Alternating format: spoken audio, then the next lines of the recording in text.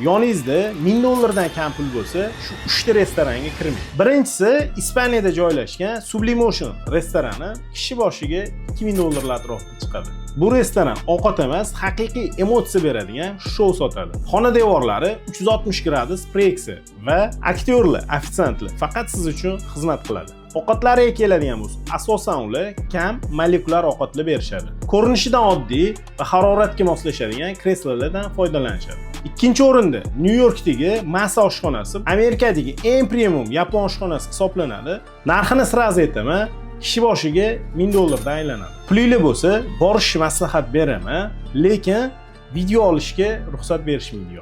Butun boshli bar va stollar but-butun yog'ochdan yasalgan.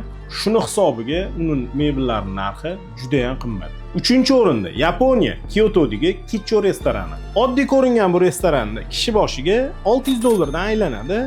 Qimmatligini sababi ovqatlari san'at darajasida. Mebellariga keladigan bo'lsa, oddiy xon taxtada o'tirasiz. O'tirishingiz ham yerda emas, lekin o'zini past kreslolari bor ekan. O'zbekistonda shunaqa narxli restoranlar bo'lsa, kirarmidinglar? Izohlarda fikringizni yozib qoldiringlar. Agar ergonomika va mebel bo'yicha ko'proq ma'lumot olmoqchi bo'lsangiz, menga obuna bo'lib qo'ying.